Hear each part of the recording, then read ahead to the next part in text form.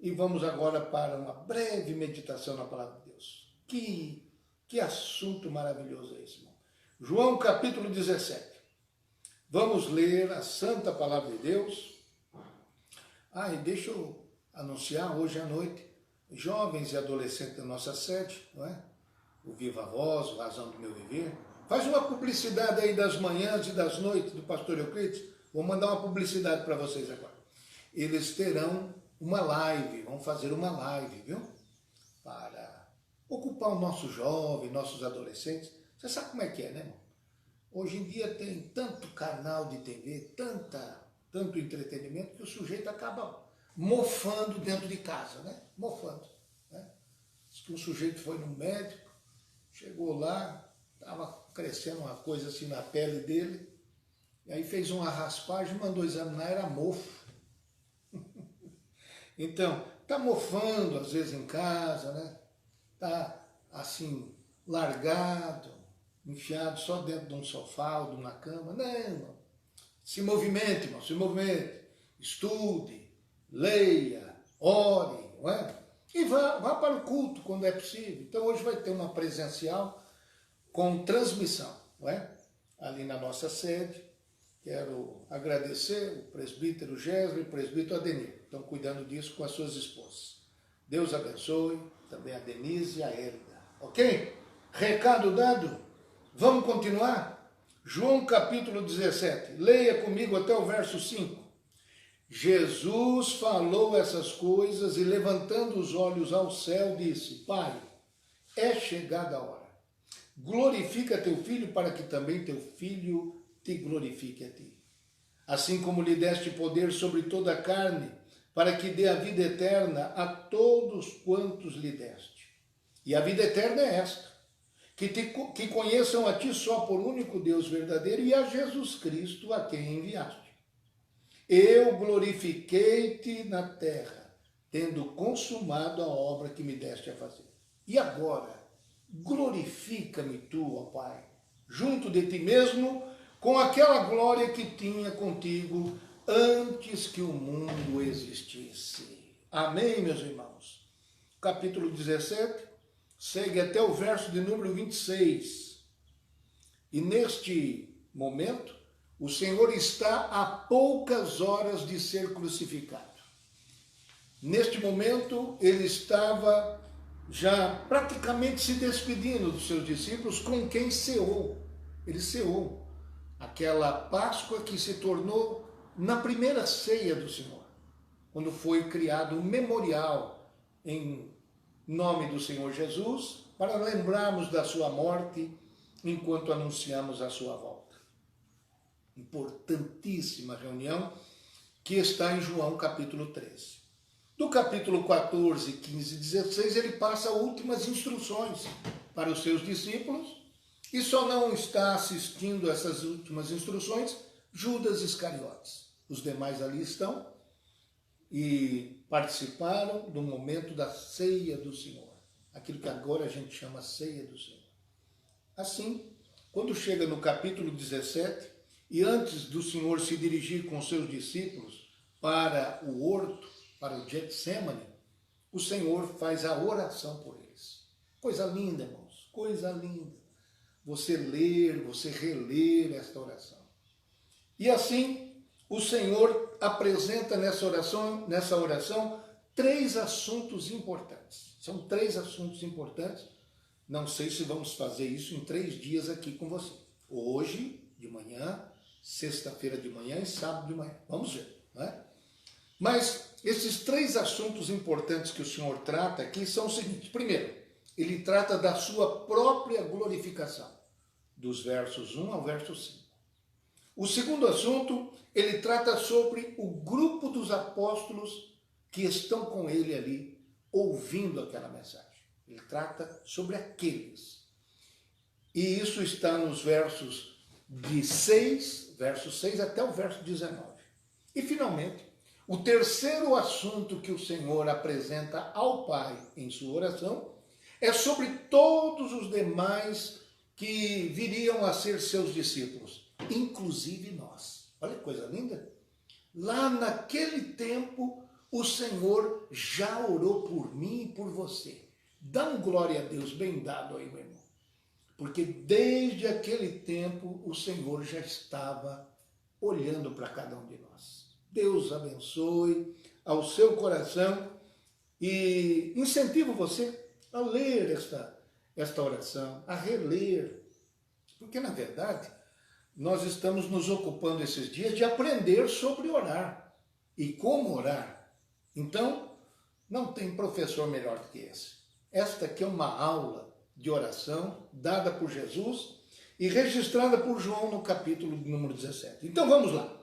Qual é o assunto dos 5 primeiros versos que trouxe ao Senhor esta palavra de oração? O primeiro assunto é a própria glorificação do Senhor. Quem lê essa parte final aí, do versículo 5, veja aí o versículo 5. Você está com a Bíblia aberta? E agora glorifica-me tu, ó Pai, junto de ti mesmo, com aquela glória que tinha contigo antes que o mundo existisse. Quando uma pessoa lê esse versículo desavisadamente, ela pode pensar aqui, se fosse qualquer outro que tivesse feito um pedido desse, poderia pensar, bom, terminei o serviço, agora eu quero de volta aquela glória que eu tinha. Poderia, na mente de algumas pessoas, pensar aqui num pedido apenas egoísta. Vamos imaginar, não é? Jesus pensando em si mesmo. Na verdade, nada disso pode ser verdade. Jesus, vamos falar a verdade, nunca pensou em si mesmo. Sempre pensava nos outros.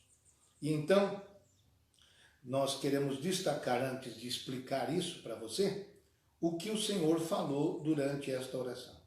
Veja o versículo 4. Eu glorifiquei-te na terra, tendo consumado a obra que me deste a fazer. Amém, meus irmãos? Então o Senhor está fazendo esta oração e no seu princípio está considerando que a sua obra já foi consumada, antevendo a crucificação, sepultamento, o sofrimento, a crucificação, o sepultamento e a ressurreição. E antevendo a sua assunção, o seu retorno junto à direita de Deus. O Senhor, considerando aqui a sua obra já consumada sobre a terra, ele está mirando aquela glória que teve antes com o Pai, antes que o mundo existisse. Você leu bem aí o final do verso de número 5? Contigo, antes que o mundo existisse. E agora, retornaria o nosso Senhor para assumir a condição junto ao Pai, a condição de Deus homem ao mesmo tempo. Que coisa maravilhosa. Como é que a gente pode explicar isso, irmão? Como é que a gente pode entender isso? Não é? Que aquele que tinha apenas a natureza divina, encarnando-se, assumiu a natureza humana e esta natureza foi elevada à direita de Deus, na pessoa de nosso Senhor Jesus Cristo. Muito bem, o capítulo 17 começa então assim: levantando os olhos ao céu, disse: Pai, é chegada a hora, glorifica teu filho, para que também o teu filho te glorifique a ti. Você se lembra lá atrás, no capítulo 2, quando o Senhor disse para Maria, lá em Caná da Galileia: mulher, que tenho eu contigo? Ainda não é chegada a minha hora. Jesus participava de casamento, de festas, de eventos sociais, de toda a situação, sempre olhando lá na frente. A hora dele ia chegar. Você pensou viver uma vida desse jeito, irmão? E o Senhor viveu essa vida por nós. O tempo todo pairava sobre Jesus, não é? Como se eu pudesse dizer assim, uma sombra do dia e da hora que havia de se aproximar. E esta hora chegou. Assim como lhe deste poder sobre toda a carne, para que dê a vida eterna a todos quantos lhe deste. E a vida eterna é esta, que conheçam a ti só por único Deus verdadeiro e a Jesus Cristo a quem enviaste. Pronto, que maravilha. Num versículo só, o Senhor resumiu a doutrina da vida eterna. Que Deus te abençoe. Você que está nos acompanhando aí, eu quero te dizer já rapidamente, vida eterna não é só quantidade de vida, não. Vida eterna é qualidade de vida, é estar com Deus. Sabe por que o céu é céu? Porque Deus mora lá. Sabe por que o inferno é inferno? Porque Deus não está lá, só a ira dele. Se você quiser transformar o inferno em céu, é só Deus ir morar no inferno, que vira céu. Quer transformar o céu em inferno? É só Deus deixar de morar lá. Porque o céu, essa qualidade, pertence por causa da presença de Deus. Então, vamos para frente. Glorifiquei-te na terra, tendo consumado a obra que me deste a fazer, e agora glorifica-me tu, ó Pai, junto de ti mesmo, com aquela glória que tinha contigo antes que o mundo existisse. Primeiro, o que foi que aconteceu? Aconteceu a humilhação do Senhor. Filipenses 2, verso 5 até o versículo 8 diz o quê? De sorte que haja em vós o mesmo sentimento que houve também em Cristo Jesus, que sendo em forma de Deus, não teve por usurpação ser igual a Deus, mas aniquilou-se a si mesmo, tomando a forma de servo, fazendo semelhante aos homens, e achado na forma de homem, humilhou-se a si mesmo, sendo obediente até a morte, morte de cruz. Então, Paulo desenha para nós aqui o quadro da humilhação do Senhor, o esvaziamento do Senhor Jesus, deixando aquela glória que tinha com o Pai antes que o mundo existisse. E qual foi a finalidade? Para nos salvar. Então, a humilhação tinha um objetivo, a nossa salvação. Ele veio buscar e salvar o que se havia perdido. Você está salvo? Dê glória a Deus por isso, porque ele se humilhou para isso. Agora, por que então ele precisa se glorificar, ser glorificado? Agora, glorifica-me tu, ó Pai, junto de ti mesmo. Será que então não estava pensando só em si mesmo? O que isso tem a ver com a gente? Ah, como tem a ver. Evangelho de João, capítulo 7, verso 38 e 39. Vou repetir para você não perder. João 7, 38 e 39 diz assim: quem crê em mim, como diz a Escritura, rios de água viva correrão do seu ventre. E isso disse ele, do Espírito que haviam de receber os que nele crescem, porque o Espírito Santo ainda não fora dado, por Jesus ainda não ter sido glorificado. Entendeu? Olha que João, o evangelista, ele inclui dentro do evangelho, inspirado por Deus, naturalmente, não é? Naturalmente não, espiritualmente, inspirado por Deus, ele coloca essa afirmação aqui a respeito da declaração de Jesus. Porque Jesus diz, quem crê em mim, como diz a Escritura, rios da água viva correrão do seu ventre. E aí tem assim uma frase. E isso disse ele. Quem é que escreve? É João. João está falando que Jesus, ele está interpretando para nós o que foi que Jesus quis dizer. Então presta atenção, não é? Por ainda Jesus não ter sido glorificado. Então, da mesma sorte que a humilhação foi necessária para Jesus descer e vir nos salvar, a glorificação, a sua volta, é necessária para ele tratar a sua igreja, fortalecer a sua igreja, encher a sua igreja do Espírito Santo. Se Jesus não é glorificado com a glória que tinha antes que o mundo existisse, o Espírito Santo não viria. E nós não teríamos a condição de corpo de Cristo aqui na terra. A glorificação do Senhor Jesus não é uma extravagância divina, é uma necessidade da igreja. Então, estamos terminando. Não somente o Senhor Jesus foi glorificado ao Pai, mas abriu para nós um anseio, uma esperança de nossa própria glorificação. Já estou terminando, hein? Não vai embora. Romanos 8, verso 19 a 23 diz, porque, Romanos 8, 19, a ardente expectação da criatura, todos nós, espera a manifestação dos filhos de Deus, porque a criação ficou sujeita à vaidade, não por sua vontade, mas por causa do que a sujeitou, na esperança de que também a mesma criatura será libertada da servidão da corrupção, para a liberdade da glória dos filhos de Deus, porque sabemos que toda a criação geme e está juntamente com dores de parto até agora. E não só ela, mas também nós mesmos, que temos as primícias do Espírito, também gememos em nós mesmos, esperando a adoção, a saber, a redenção do nosso corpo. Então, todos nós, os filhos de Deus, estamos, e juntamente com a natureza, está esperando um momento de glorificação. Toda a natureza que Deus criou. Tudo por causa da obra feita por Jesus. Então, terminando, mais 2 versos. 1 Coríntios 15, 49. E assim como trouxemos a imagem do terreno, assim também traremos a imagem do celestial. Não vamos ficar submetidos apenas a essa imagem terrena. Nós teremos um corpo glorificado. Quer finalizar? Vamos lá.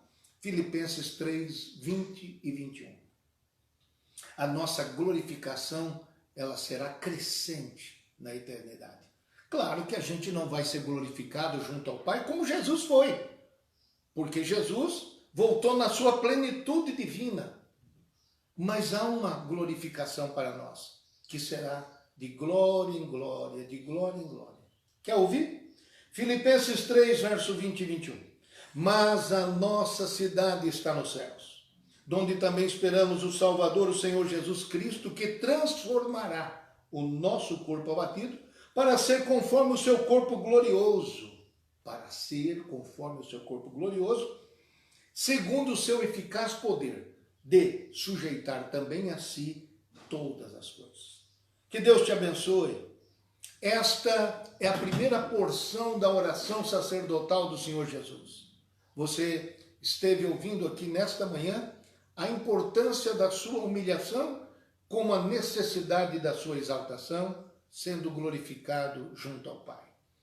Que esta oração do Senhor possa abençoar a sua vida. E prosseguiremos, com a permissão de Deus, amanhã, 10 da manhã, com a segunda parte desta oração. Ele orou pelos seus apóstolos. Evangelho de Nosso Senhor, segundo escreveu João, capítulo de número 17. Nós vimos ontem, enquanto você abre a Bíblia, algumas considerações a respeito deste abençoado texto bíblico. E lembramos aos irmãos que esse texto bíblico ele tem 3 principais seções ou grupo de versos, não é? Do verso 1 até o verso 5, o Senhor está falando sobre sua glorificação. Sobre sua glorificação. No verso 6 até o verso 19, ele está falando a respeito dos seus discípulos que estavam vivendo com ele naquele tempo.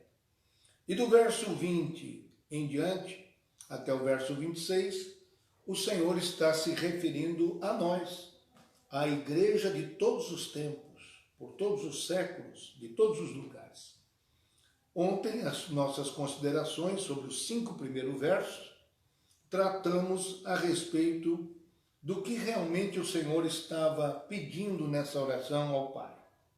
As primeiras palavras somente do capítulo 17. Jesus falou essas coisas e, levantando os olhos ao céu, disse: Pai, é chegada a hora. Glorifica teu filho, para que também o teu filho te glorifique a ti. Então, vocês se lembram que o Senhor passou muito tempo durante a sua estada entre nós, falando sobre a hora que haveria de chegar, a hora. E esta hora então chega naquela noite, o Senhor vai ser entregue aos pecadores, o Senhor será julgado, o Senhor será humilhado com tanta violência, o Senhor será desprezado na escolha perante Barrabás, o Senhor será levado à cruz e ali, crucificado, a sua hora se realizará de salvar a todos nós. Por isso, o Senhor aqui nesta oração está já antevendo a sua hora chegando e o seu futuro e o futuro da igreja. Por isso, aqui ele faz uma oração que tem alguns detalhes muito importantes e interessantes. ele não pediu, em nenhuma frase dessa oração você encontra isso. Não pediu riquezas para a igreja, não pediu honras para os servos de Deus, ele não pediu que o povo de Deus, a igreja, tivesse uma influência mundial, que fossem, assim, por dizer, importantes para satisfação pessoal. Não.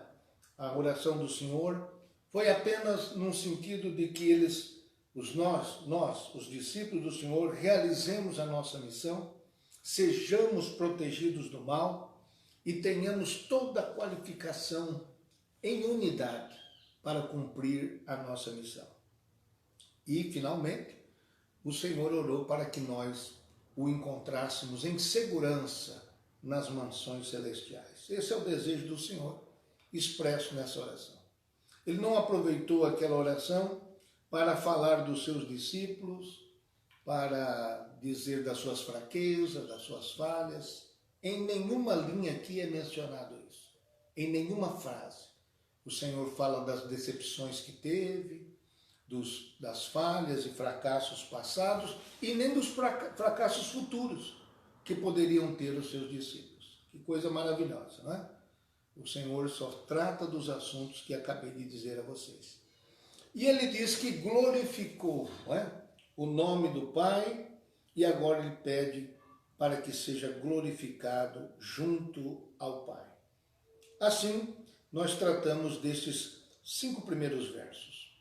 Hoje nós vamos tratar do verso 6 adiante. Vamos ler um por um e vamos ver o que a gente pode destacar aqui, ok? Vamos caminhar junto?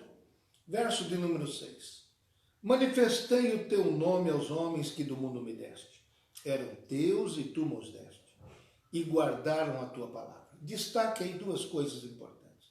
Manifestei teu nome, isso significa manifestou a pessoa do Pai, os atributos do Pai, manifestou o caráter do Pai. Foi isso que Jesus fez aos seus discípulos. Em seguida, diz aqui o texto, e guardaram a tua palavra. Veja só, apesar de todas as falhas que nós conhecemos dos seus discípulos, da incredulidade deles, da dúvida que eles tiveram e de todos os percalços que eles passaram, o Senhor diz aqui, guardaram a tua palavra. Não é? Olha como é que o Senhor considerava o histórico dos seus discípulos. No verso 7 e verso 8 diz, agora já tenho conhecido que tudo quanto me deste provém de ti. E o verso 8, porque lhes dei as palavras que me deste e eles as receberam e têm verdadeiramente conhecido que saí de ti e creram que me enviaste.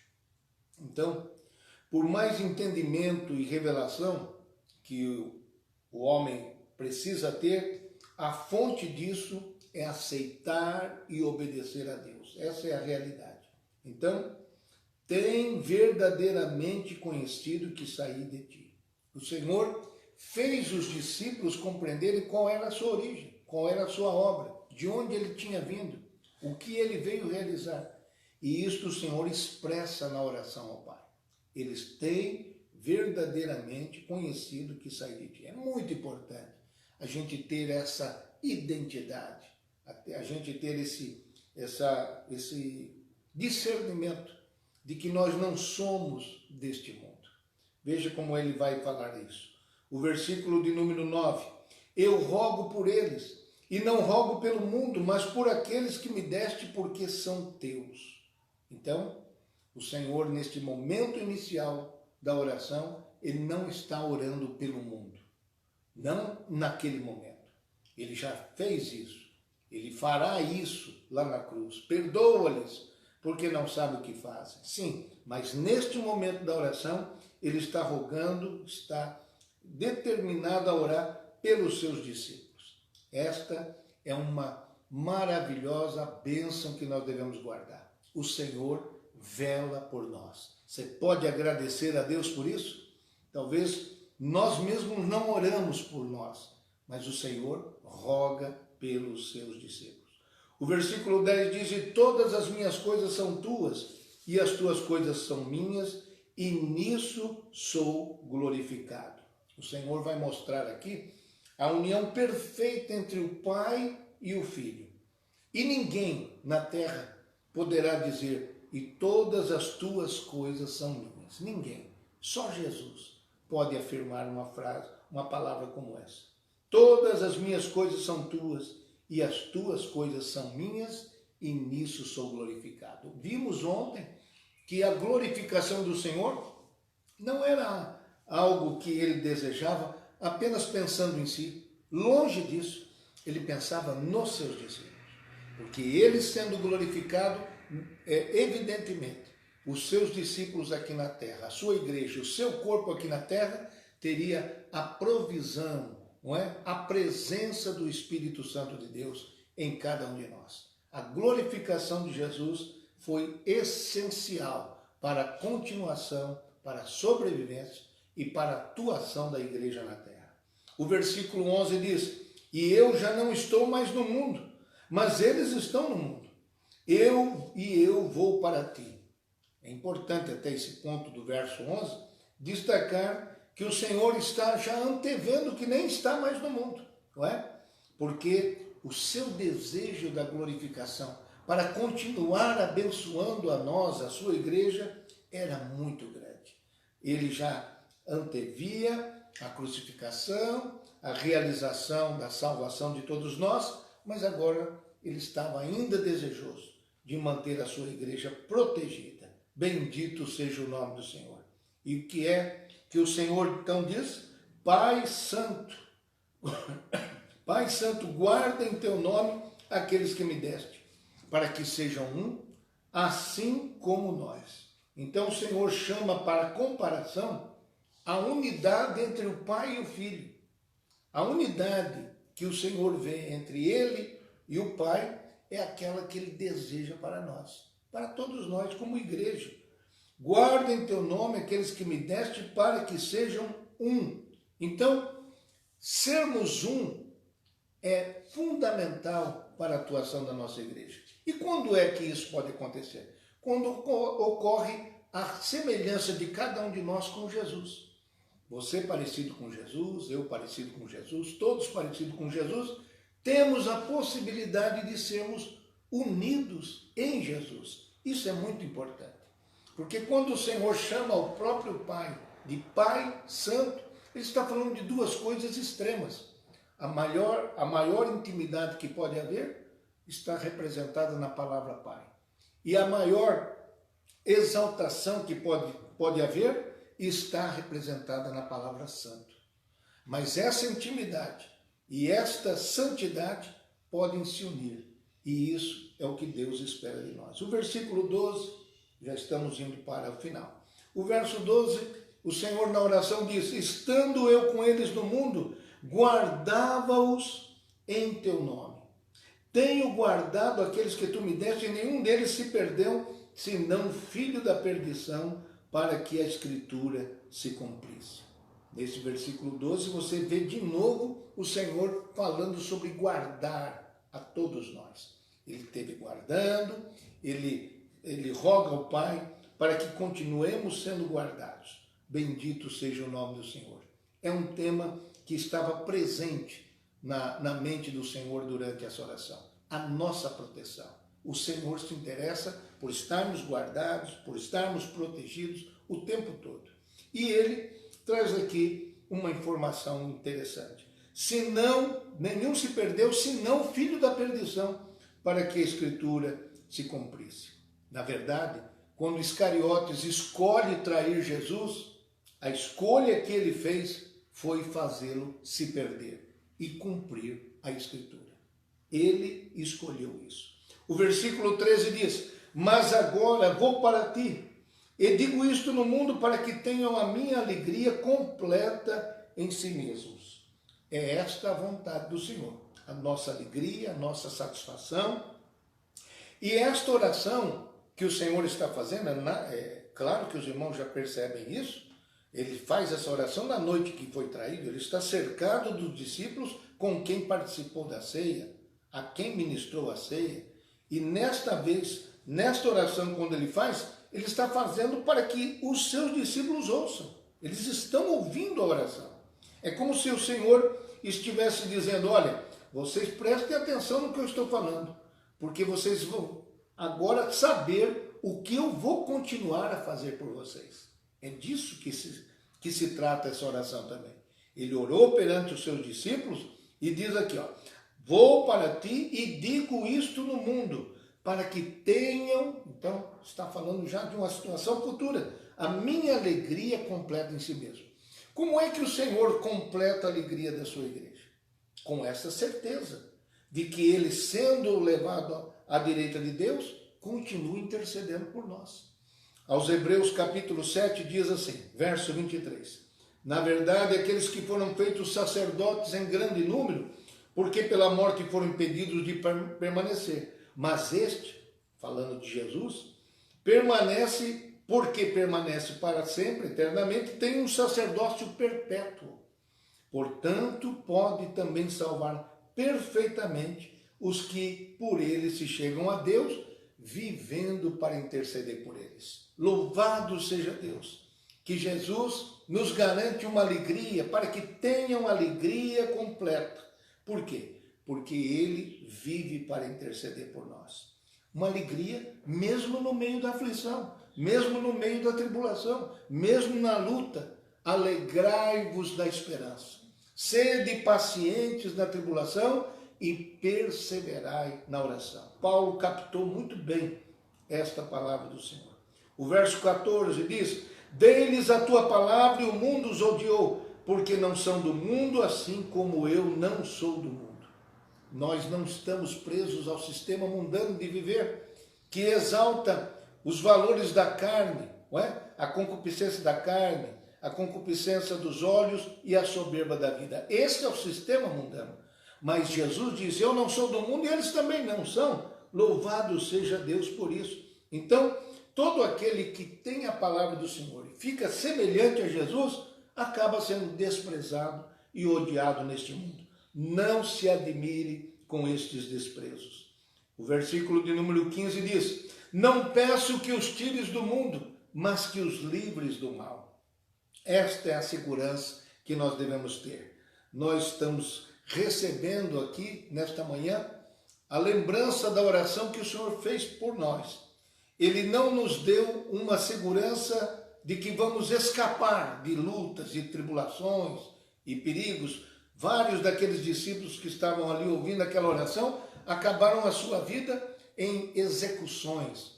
Porém, o que a gente tem que saber é que o Senhor garantiu a nossa preservação espiritual. Verso 16, não são do mundo como eu do mundo não sou. Quando a gente ouve essa palavra de Jesus na oração, a gente tem que lembrar uma coisa. Quando alguém te fizer um convite, onde o nome de Jesus não é bem-vindo, não aceite este convite, porque não são do mundo como eu do mundo não sou. Verso 17, estamos terminando. Santifica-os na verdade, a tua palavra é a verdade. Somente a palavra de Deus tem o poder de santificar a nossa vida. E o Senhor reconhece essa qualificação da palavra de Deus para nós. A palavra de Deus não é somente um livro que contém a verdade. Ela é a verdade de Deus para nós. O verso 18, o penúltimo verso desse segundo espaço de oração do Senhor, segundo momento importante para nós.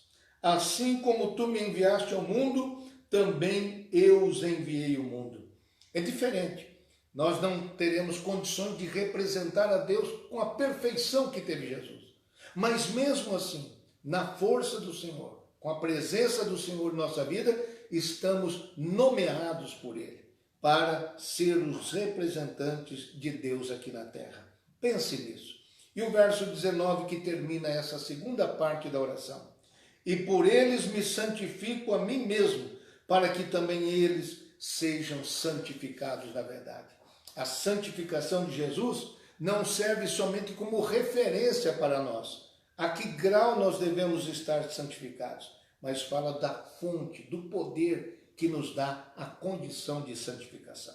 Que Deus te abençoe, que esta oração do Senhor, lida, relida, refletida, possa constituir um incentivo para a sua vida espiritual e ministerial. Deus te abençoe. Evangelho de Nosso Senhor, segundo escreveu João, capítulo 17. O que é que tem no capítulo 17? A oração de Jesus. O título nosso aí, na Bíblia, acho que na sua Bíblia está assim, a oração de Jesus pelos seus discípulos. Sim, a maior parte do texto toma sobre isso, não é? A maior parte do texto. Mas existem assuntos principais. Do verso 1 a 5 desta oração, o Senhor está tratando sobre a sua glorificação, a necessidade dele retornar junto ao Pai e ser novamente detentor daquela glória que, junto com o Pai, teve desde antes que o mundo existisse. Que o mundo existisse. Isso é muito tempo, não é? Então, vejam só, meus irmãos, eternamente assim.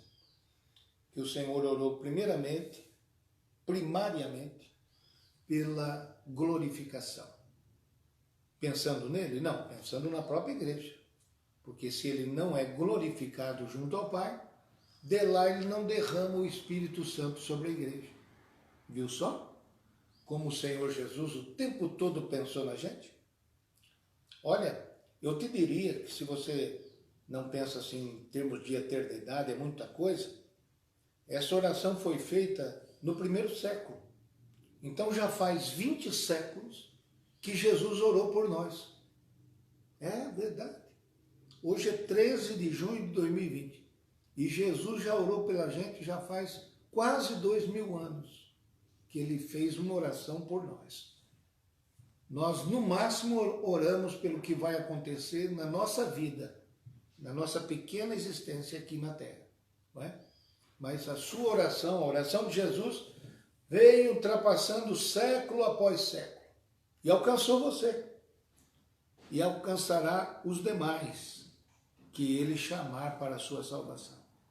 Isso foi até o verso 5. Do verso 6 até o verso 19, o Senhor então faz uma oração pelos seus discípulos imediatos, aqueles que estavam ali andando com ele naqueles tempos. Ele ocupa toda essa extensão da oração, orando por aqueles que com ele caminharam, serviram como apóstolos. E aqueles outros a quem o Senhor vai chamar e veio a chamar, ocupa a parte final da oração, do verso 20 até o verso 26.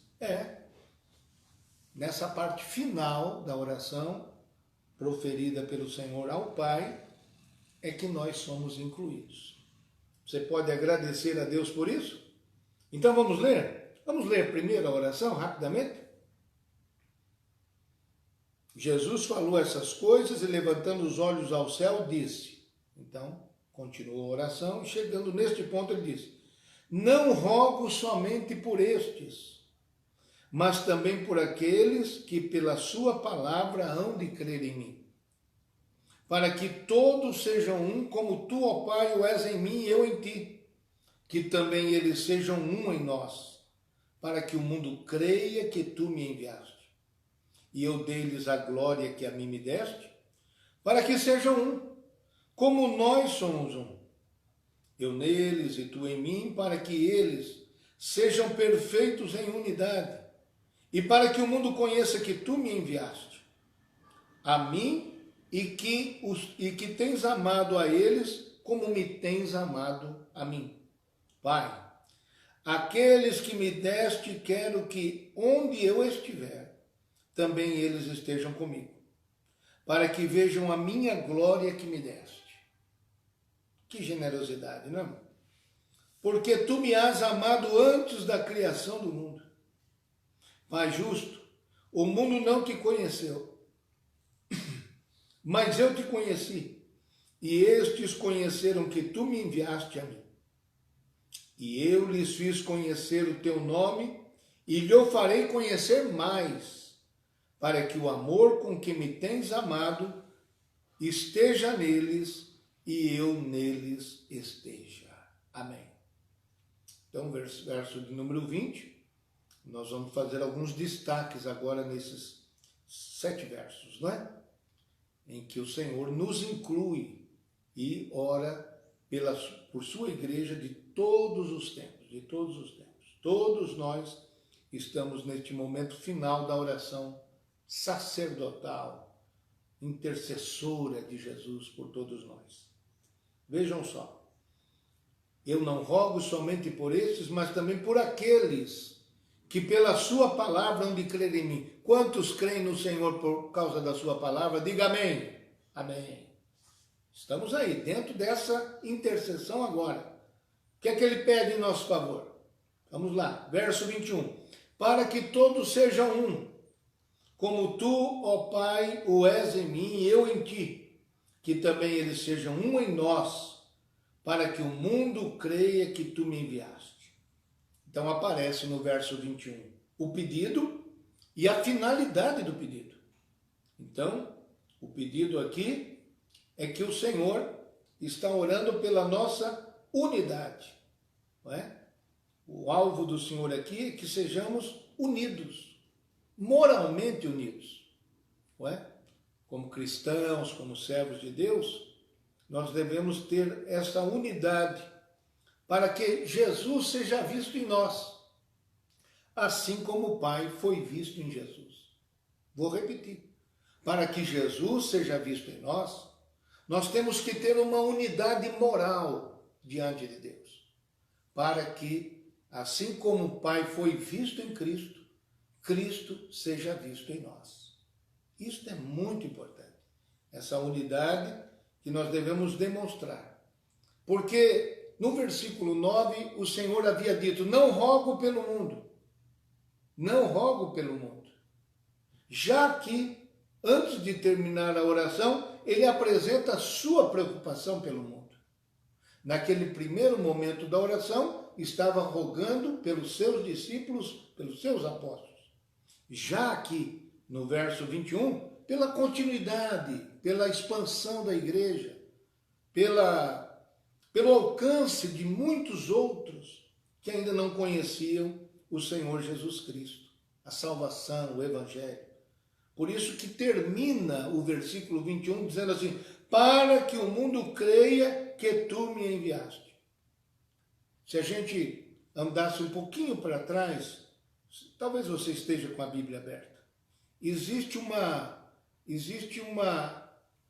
equação. É uma linguagem matemática isso. Existe uma equação dentro desse texto aí. Pega aí, dá uma olhadinha no verso 17. Santifica-os na verdade. A tua palavra é a verdade. Então, a primeira parte dessa equação é a santidade. A segunda parte dessa equação está no verso 21. Para que todos sejam um. Então, santidade mais unidade, qual é que vai ser o resultado dessa equação? Igual o quê? Para que o mundo creia que tu me enviaste. Então, quando o Senhor Jesus tem na terra um povo santificado na palavra, mais unidade, unidos moralmente, não é? Semelhantes ao Senhor, adquirindo cada dia o caráter de Cristo. Então, a santidade mais a unidade vai ser igual o quê? A quantidade. E qual quantidade é esta? É uma quantidade desse tamanho aqui que eu vou ler para você de novo. Para que o mundo creia que tu me enviaste. O desejo do Senhor é que o mundo todo creia que ele foi enviado pelo Pai. Esse é o desejo do Senhor. Todos vão crer? Todos vão ser seguidores de Jesus? Infelizmente, não. Porque o mundo é que precisa crer. Nós pregamos, nós nos unimos, nós nos santificamos, mas o resultado não é potencial. É possível que todo mundo creia numa situação dessa? É possível, não haverá desculpas. Porém, nem todos crerão.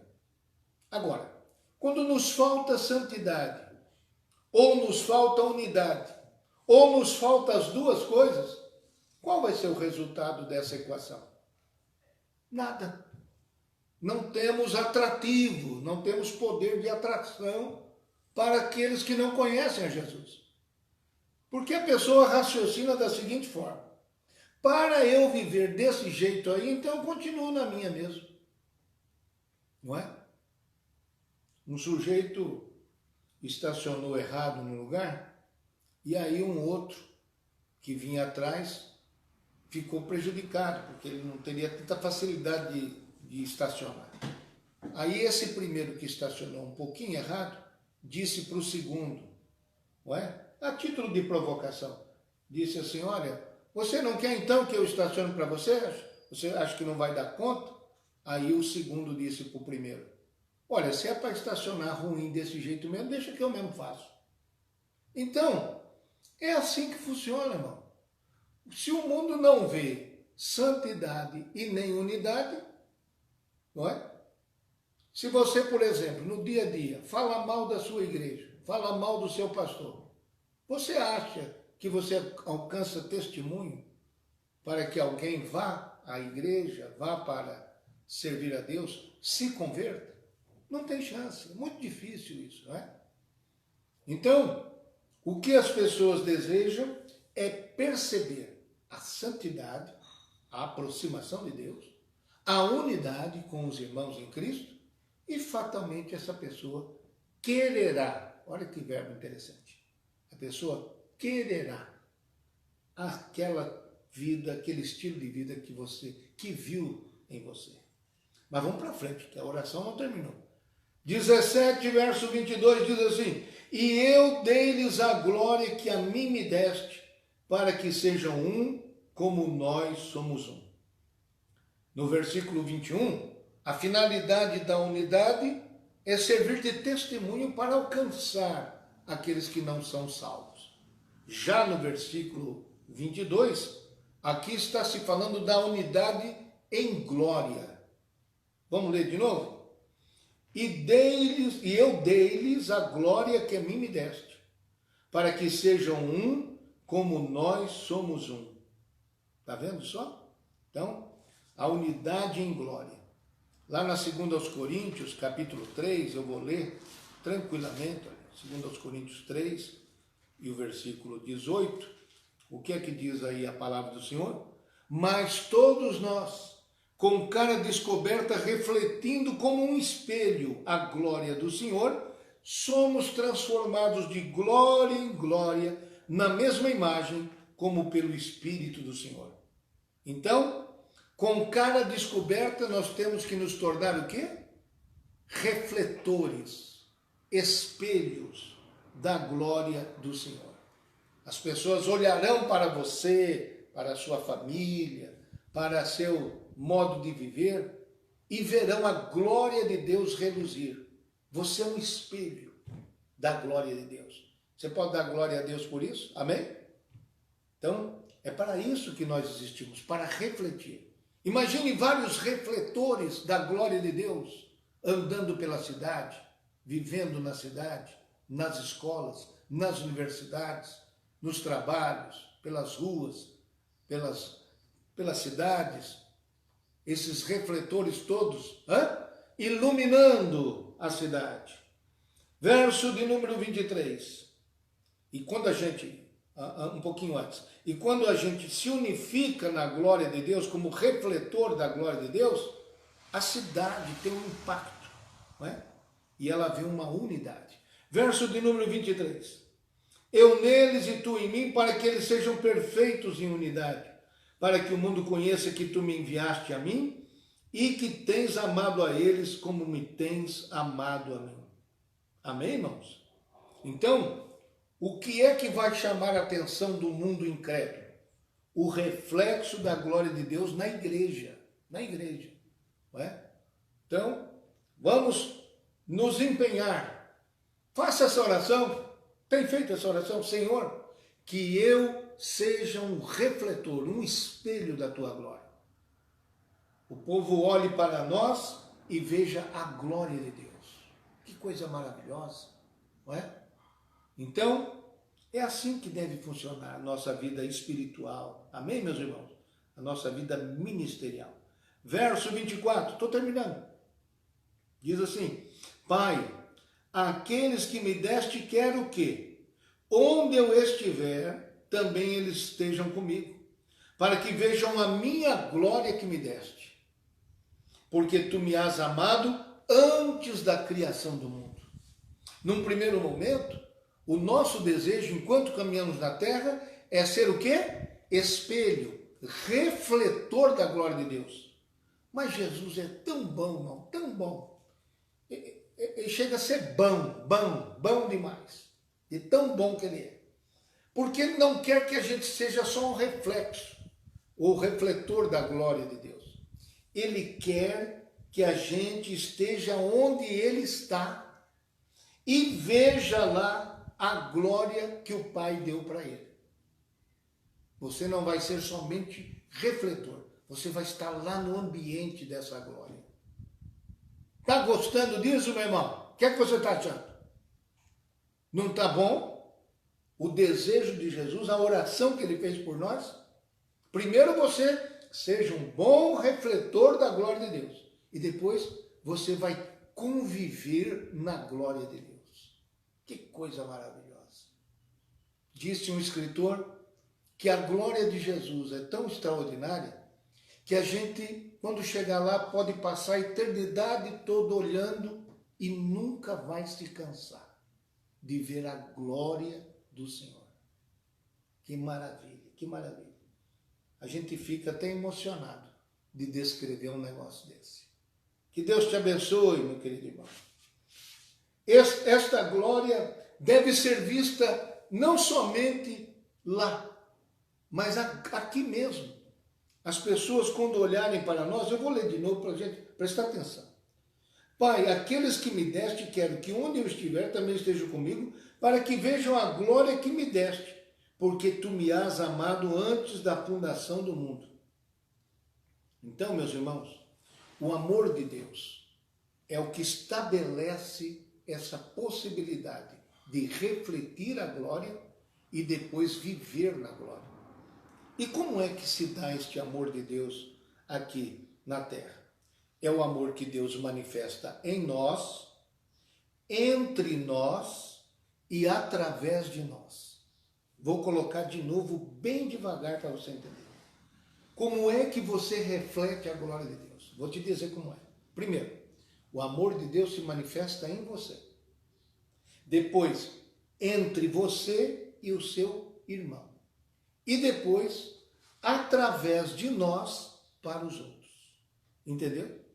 É assim que vai funcionando o reino de Deus.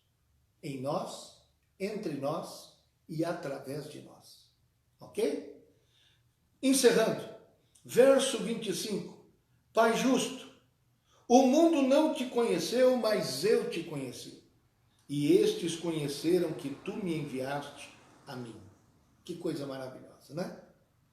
Tem gente que esquece de onde veio, esquece da sua origem e pensa que já é um autônomo, independente, que pode viver sem a igreja.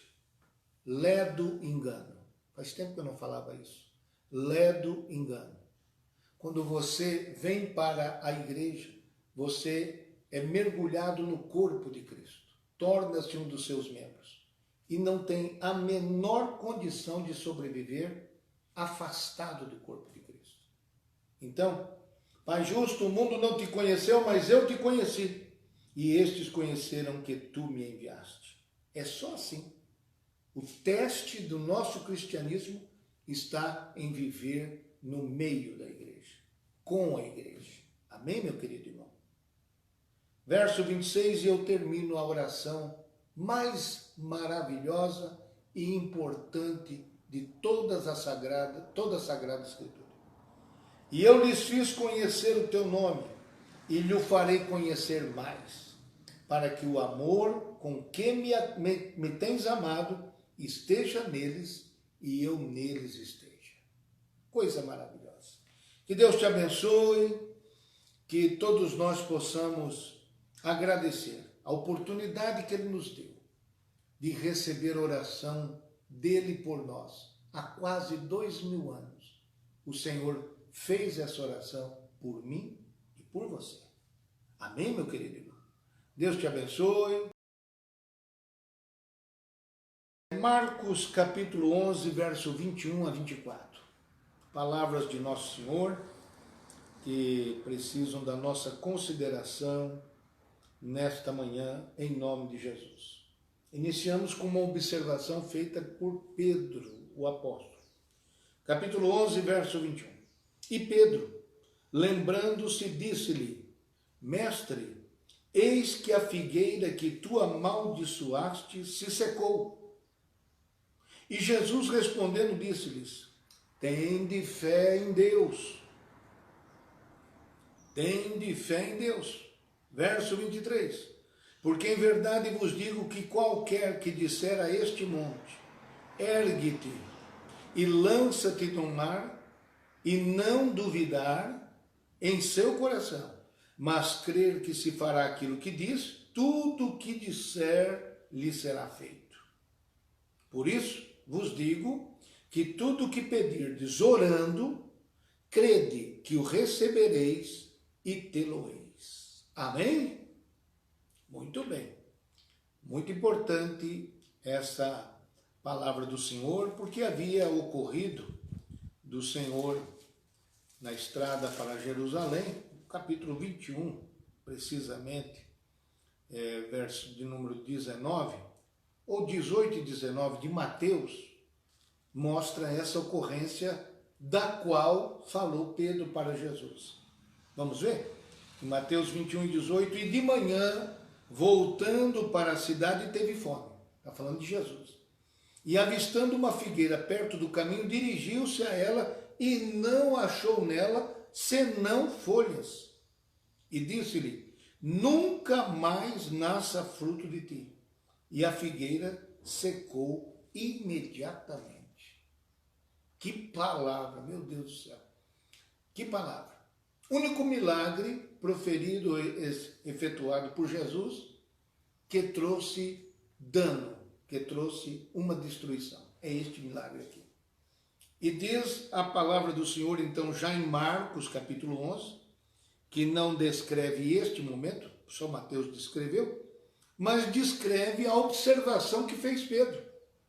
Pedro, lembrando-se, disse: Mestre, eis que a figueira que tu amaldiçoaste se secou. Meu irmão, não é brincadeira não. O Senhor, passando com seus discípulos, teve fome. Tem várias considerações feitas a respeito deste evento, mas nós vamos destacar em relação à fé, ao ato de fé. O que é que disse o nosso Senhor? Em verdade vos digo que qualquer que disser a este monte, ergue-te e lança-te do mar, e não duvidar em seu coração, mas crer que se fará aquilo que diz, tudo o que disser lhe será feito. Então, quando uma pessoa lê apressadamente esse texto, pensa, e inclusive existe até livro com esse nome, há poder em suas palavras. Basta dizer certas palavras, como se fosse uma questão mágica. Mas temos que notar detalhes dentro desse texto da palavra de Deus. Qual detalhe? No próprio verso 22, Jesus respondendo a Pedro, disse então a todos, começa assim, tende fé em Deus. Então existem algumas coisas que são verdadeiras lições para nós, de como agir para que certos resultados venham se estabelecer na nossa caminhada, ou em prol de nós mesmos, ou em prol de alguém, não é? Não há dúvida da realidade dos milagres, não há dúvida, não questionamos a realidade, a possibilidade dos milagres. As Assembleias de Deus, o Ministério Belém, em sua maneira de crer, em sua confissão de fé, afirma positivamente a possibilidade do milagre, a possibilidade do sobrenatural. Ora, não seríamos uma igreja completa se nisso não crêssemos. Mas nós cremos, glória a Deus por isso. Porém, não podemos reduzir os milagres, a realização dos milagres, a simples declarações de palavras, entre aspas, palavras certas, palavras adequadas, não é? Como se na vocalização, no pronunciamento de palavras, residisse em si mesmo, não é? Em si mesmo, a autoria do milagre. Não, tem que ser um pouco diferente disso, bastante diferente, na verdade. Então, algumas considerações que faz o Senhor, a primeira é a seguinte, são as palavras que ele começou respondendo. Tende fé em Deus, não é? Ou seja, é como se ele estivesse dizendo assim, se tiverdes fé em Deus, não é? Então, é uma necessidade, é um pré-requisito para que aconteça algo realmente provindo da parte de Deus. Aos Romanos, capítulo 10 e o verso de número 17, diz a palavra do Senhor que a fé vem pelo ouvir e ouvir a palavra de Deus. Então, há necessidade de ter fé em Deus. E isso se faz através da palavra de Deus.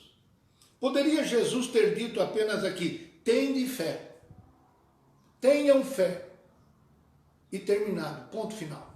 Não. O Senhor deixa bem claro que é o nosso instrumento para a realização de coisas que não sejam movidas por presunção, por vaidade pessoal, não é? Interesses apenas de exibição, notoriedade. Não. Todas essas são razões impróprias, inadequadas. Mas o Senhor, em qualquer situação, está dizendo que o fundamento é ter fé em Deus. Amém, meus irmãos? Não é fé na sua fé. Tem gente que diz, hoje eu não estou com muita fé.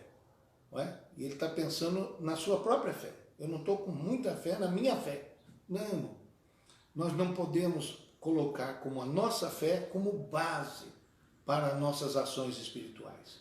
A nossa base está em Deus, na palavra de Deus. Então essa é a primeira lição que nós queremos destacar e oriunda dos lábios de nosso próprio Senhor Jesus. Que Deus te abençoe, que você compreenda isso e cultive o conhecimento de Deus. Que quanto mais você cultivar o conhecimento sobre Deus, você automaticamente estará cultivando a sua própria fé. A sua própria fé. Conhecer a Deus, por assim dizer, te leva e me leva a ter uma fé sustentada. O segundo ponto importante desse evento, dessa explicação do Senhor, é sobre o admirável poder da fé. Primeiro, tende fé em Deus. Segundo, o admirável poder da fé, que não é algo desprezível, da fé em Deus. Então, veja só como é que trata isso o Senhor. Já li, mas vamos ler novamente. Ergue-te. Qualquer que disser a este monte, ergue-te e lança-te no mar, e não duvidar em seu coração, mas crer que se fará aquilo que diz, tudo o que disser lhe será feito. Então, nós notamos aqui o admirável, não é, poder da fé, a evidência de que realmente a fé localizada em Deus pode conseguir resultados espantosos, como seja transportar um monte para o meio do mar. Então, diante dos obstáculos que a vida nos oferece, nós devemos exercer, sim, esta fé em Deus. Então, fica esta lição importante para nós. E dizendo as palavras sem presunção, como disse agora há pouco, sem nenhum motivo inadequado. Sempre procurando o bem de Deus para os homens. A gente encontra isso em Atos capítulo 3, verso 6. Eu anotei aqui para você observar. Nas palavras de Pedro, o mesmo Pedro que fez essa pergunta para Jesus, não é? Aliás, fez essa observação, a figueira secou. Então, quem sabe lá na frente, no seu ministério, ele lembrou-se daquelas palavras. e estava diante dele um aleijado. E em Atos 3, verso 6, disse Pedro: não tenho prata nem ouro, mas o que eu tenho, isso eu te dou. Em nome de Jesus Cristo Nazareno, levanta-te e anda. Que coisa maravilhosa. Será que Pedro não estava, não é, sendo movido pelo Espírito Santo para se lembrar das palavras de Jesus? E as palavras do Senhor que foram muito claras, né? Disse o Senhor: tende fé em Deus, porque em verdade vos digo que qualquer que disser a este monte. Então, Pedro fez o uso da fé apropriada.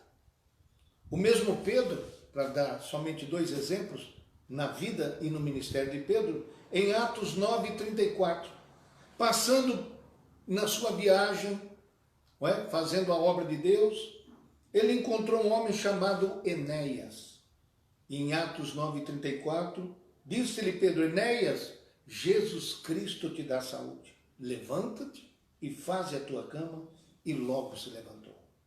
Palavras, palavras pronunciadas de alguém que estava com fé em Deus e estava antevendo um milagre acontecer na vida destes 2 homens.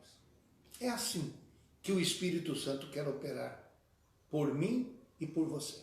Amém, meus irmãos? Através de mim e através de você.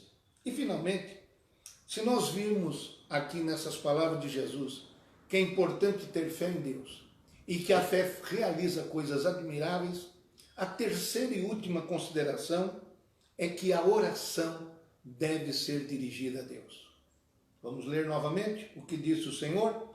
Ele disse exatamente assim: tende fé em Deus, porque em verdade vos digo que qualquer que disser a este monte.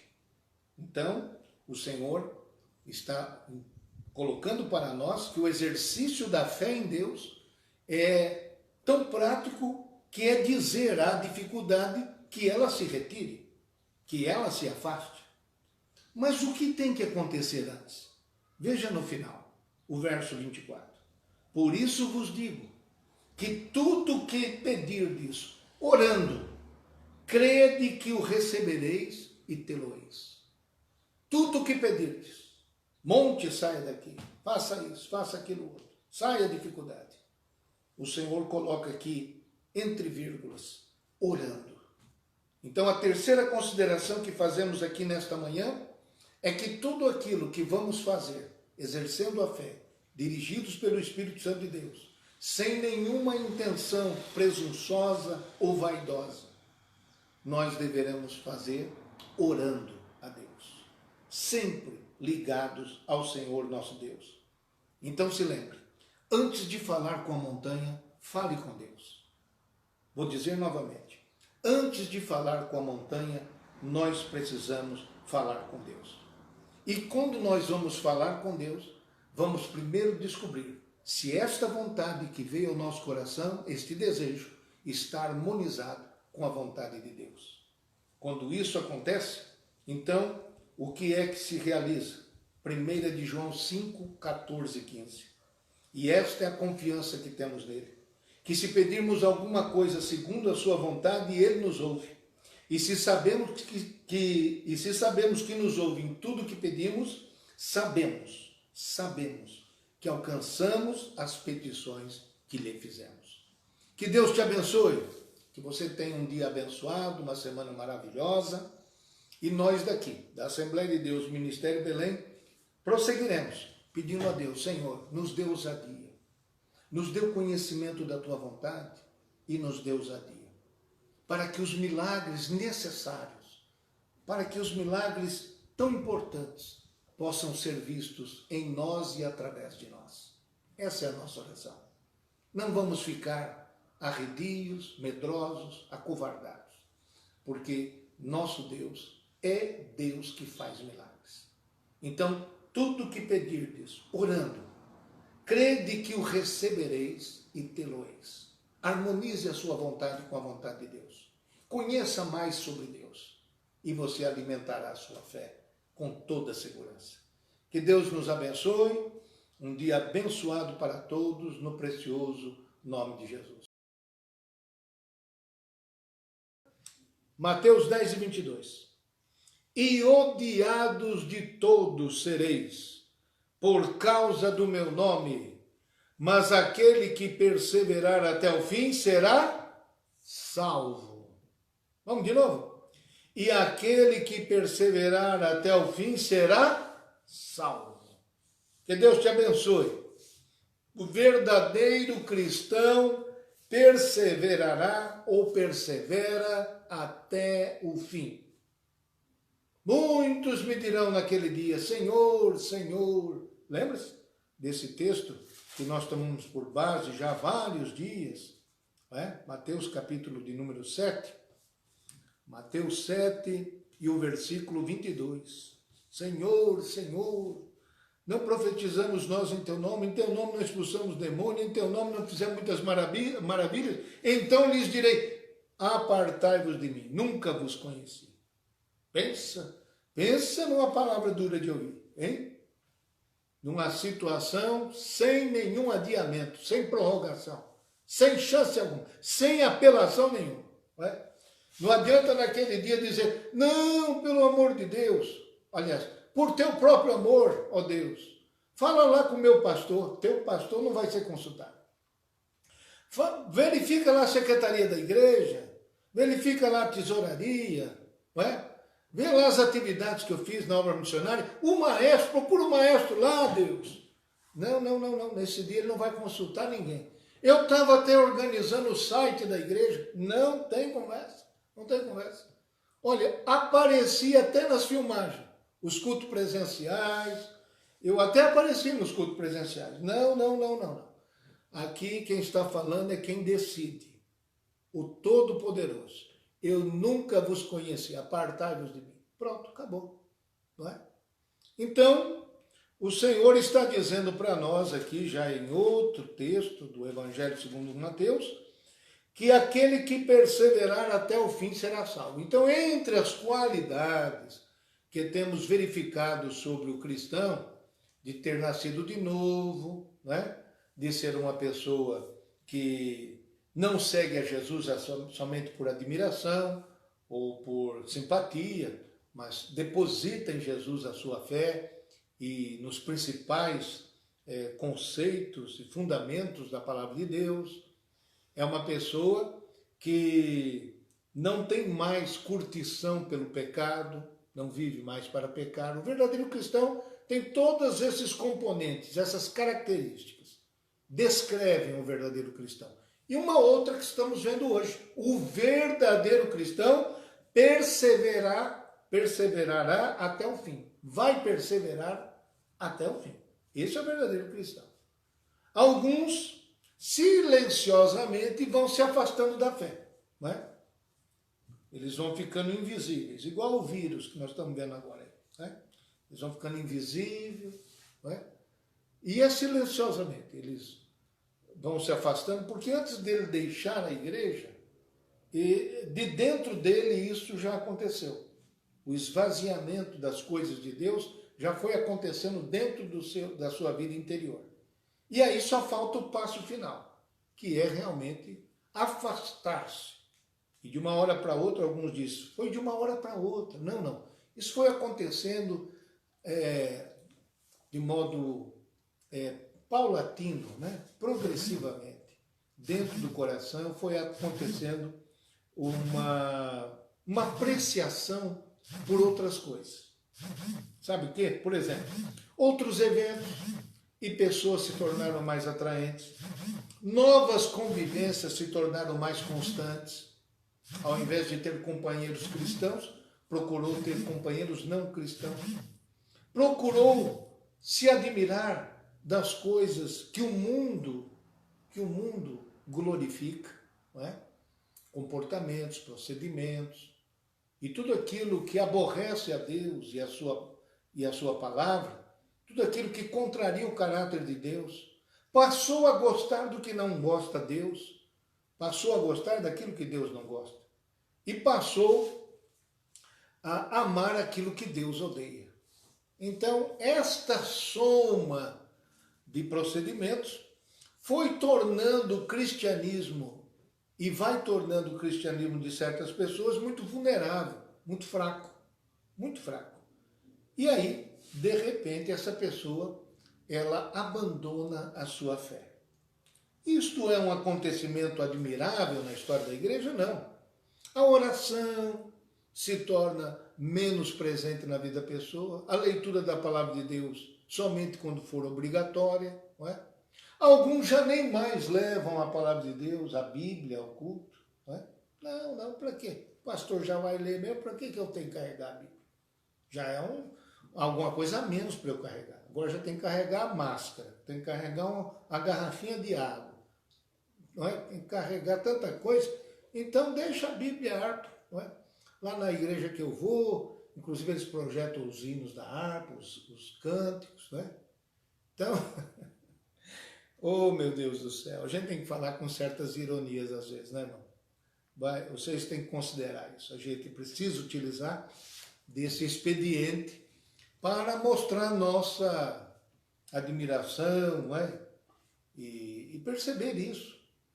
No começo a pessoa não perdia nem reunião de oração. Vamos falar daqueles tempos normais, não é? Não perdia. Ele podia chegar até com fome. Antes de ir para casa, depois do trabalho, já passava na reunião de oração. Já viu gente assim? Sim ou não? Já viu gente assim? Que no começo da sua fé não via a hora de estar com os crentes, de cantar um hino, de estar ali de joelhos falando com Deus?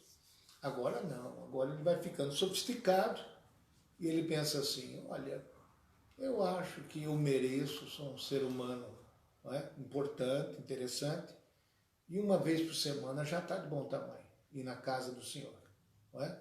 Aí passa mais um tempo, ele fica mais sofisticado, ele diz assim, não, uma vez por semana também é um exagero, né? Vamos 15 dias. Cada 15 dias eu apareço, eu dou o ar da graça, faço um favor para os crentes e apareço na casa do Senhor. E aí, esse cristianismo vai ficando volátil, não é? Vai ficando cada vez mais volátil e no menor sopro de vento, aquele cristão está fora. Aconteceu isso na história da igreja com um homem chamado Judas Iscariotes. Já ouviu falar? Então, Judas Iscariotes foi perdendo esse contato com o Senhor, se tornou um crítico no meio do grupo dos apóstolos e não queria mais o Senhor como Deus na sua vida. O vendeu, negociou a própria vida de Jesus, mas terminou seus dias desviado e enforcado a si mesmo, enforcando a si mesmo. Mateus 27, verso 5. Outro destes que são cristãos que perderam a fé, embora tivessem começado como cristãos, vamos pensar assim. Na 1 Timóteo 1:19, verso 20, Paulo está escrevendo para o seu filho na fé. E diz assim, conservando a fé e a boa consciência, rejeitando a qual alguns fizeram naufrágio na fé. E entre esses foram Himeneu e Alexandre, os quais entreguei a Satanás para que aprendam a não blasfemar. Já na segunda carta, capítulo 2, versos 17 e 18, diz assim Paulo, e a palavra desses roerá como gangrena, entre os quais são Himeneu e Fileto, os quais se desviaram da verdade, dizendo que a ressurreição era já feita, e perverteram a fé de alguns. Naqueles tempos, já havia o surgimento de várias heresias. E Paulo já foi identificando alguns que lideravam do meio da igreja, não vieram de fora, né? Não vieram de fora. Então, são pessoas que se insinuam no meio da igreja, que o diabo não vem como diabo, irmão. Se o diabo vier como diabo, ninguém vai querer o diabo, né? O diabo vem de uma forma atraente, atrativa, com palavras, com lisonjas, não é? Com um discurso bonito, atraente. O diabo não vem como diabo, a gente tem que ter entendimento disso aí. Demas, na 2 Timóteo 4, verso 10, diz assim, porque Demas me desamparou, amando o presente século, e foi para Tessalônica. Então, aqui, mais um daqueles que eram seguidores do Senhor e amou o presente século, não é? o modo de viver deste mundo. Como é o modo de viver deste mundo? João, o evangelista, ele escreve na sua carta que os que vivem neste mundo procuram três coisas: a concupiscência da carne, a concupiscência dos olhos e a soberba da vida. Esses são os três alvos de uma pessoa sem Deus, sem paz e sem salvação: servir à carne, servir aos olhos e servir à soberba, não é?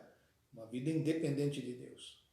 Talvez acredita-se que João escreveu a sua primeira carta justamente para tratar deste assunto tão importante: cristãos que estavam abandonando a fé.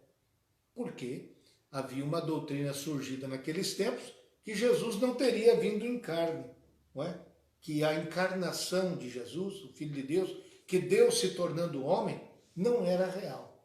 Então vejam só a que ponto, e já naquele tempo, havia ataques à forma de crer. Estou encerrando para dizer a vocês que muita gente até parece crente, mas no final das contas acabam se identificando como realmente não cristãos. Mas o pior de tudo não é que essas pessoas recebam de nós esta identificação de não cristãos. Isso não conta muito. O pior é chegar naquele dia final, e a pessoa chegar diante de Deus pensando que era, mas não era. Aí, como é que vai ser? Esse é o ponto que estamos trazendo para vocês aqui nesta noite e nestes dias. Último verso, 1 de João 2,19. Vamos terminar agora. Saíram de nós, mas não eram de nós, porque se fossem de nós, ficariam conosco. Mas isto é para que se manifestasse que não são todos de nós. Atenção, existe uma frase que se diz, por muito tempo ficou sendo falada: uma vez salvo, salvo para sempre. Cuidado com isso, porque isso está na mesma condição de dizer que ser cristão é como tomar uma vacina. Eu aceito a Jesus, estou vacinado contra o inferno. Cuidado. Cuidado, porque ser cristão é algo que a gente, depois de tomar qualquer decisão, continua sendo cristão. Não é uma foto de um momento que vai repercutir lá na frente. Você é cristão, mas precisa continuar sendo cristão. Vamos olhar isso com mais cuidado num próximo encontro, se Deus permitir, quando vamos examinar uma parábola chamada Parábola do Semeador e os 4 diferentes tipos de solo.